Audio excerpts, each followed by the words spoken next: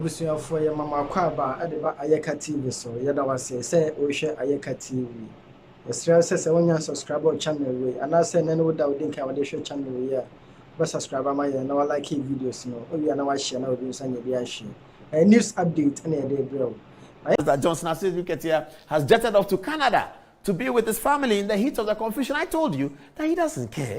He's taken his decision. He's gone. He really doesn't care. Oh. He's chairman of the party. That's the decision he's taking. You work with it or you leave it. He's gone to Canada. You can please yourself. He'll be back. He's not going to go for long. He'll be back.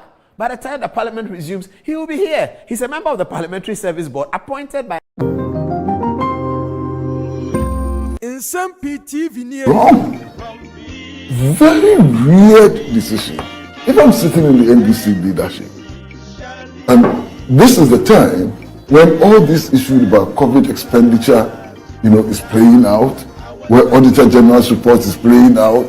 Look at the issues, National Cathedral issue is playing out and so on.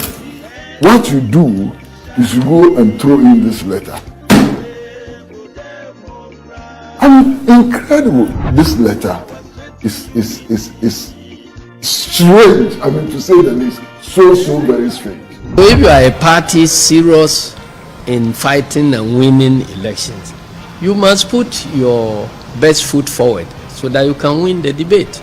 You can't just go and be telling people that the economy is in shambles, the economy is in shambles when you are not able to put your experts there to be able to communicate to Ghanaians how you do things better. It gets worse. Okay. I mean, when this statement had been released and the backlash started unfolding, now we started hearing reasons why this was done. Okay. Oh no, boy. The 2024 election is going to be fought around the economy. So the debate basically is going to be about the economy. You know it and I know it. Oh no, boy. The truth of the matter is that the 2024 election is going to be fought around the economy. Okay, if that is the case, then perhaps we need the most qualified economist to lead the pack. If it's about your academic qualification and so on, is Atufosin the most qualified economist in Parliament? The 2024 election is going to be fought around the economy. And I'm not exaggerating. I spoke to about 10 members of Parliament from the minority side. None of them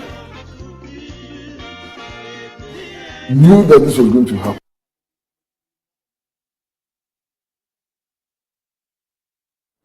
All right, no, that's sorry, that was a little mistake at the beginning. Sorry about that. But that's just a montage. Okay, let's continue with the stories now. Now, more fallout. So we are looking at all the fallouts from the decision of the leadership of the National Democratic Congress, led by Asiedu Nketia, to make some changes in Parliament. Now, here's Alhassan Suhuyini, member of Parliament for Tamale North, and he's writing on his social media platform, and I want to walk you through what he says. So it starts as follows. Next time, please put Suhuyini's photograph there. He says, like life, death and taxes, change is the other constant. Therefore, I'm not against constructive changes born out of an exhaustive consultation process involving key stakeholders of the party to our front bench as a minority group.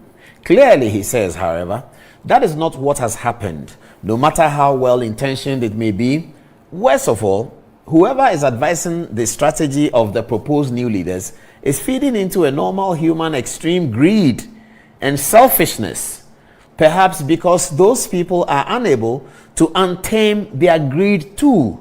This is heavy from Suhuyini. The second paragraph, let's look at it again. He says, clearly, that is not what has happened, no matter how well-intentioned it may be, full stop.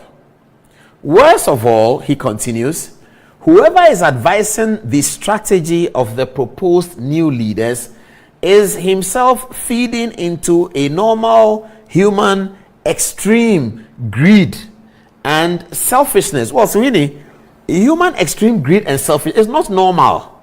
So, Alhaji, please don't say this. It's not normal. The things you are saying, human extreme greed and selfishness cannot be normal. It's not normal. So, well, let me read it again. It's feeding into a human extreme greed and selfishness, comma. Perhaps, he says, because those people are unable to untame their greed too. So he's identifying two groups of greedy people. Those who are making the decision, supporting the decision with strategy, and those who are themselves implementers of the decision. He's identifying both groups as greedy. Well, we don't know. Continue. He says, given the composition of our caucus as against our opponents and the expectation of what we can achieve together and the reality of what we cannot, even if we are together, it will take extreme greed and selfishness to want to lead this NDC caucus at all costs at this time without a toss about long-term consequences on the caucus and the party. So he is angry.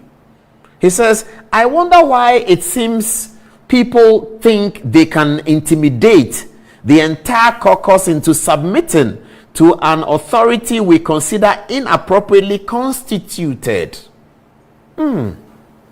Some may, he says, but not majority of us. And it's not personal, it's conviction. It is principled.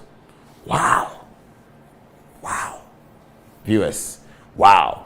Wow, wow, wow, wow. It hasn't ended.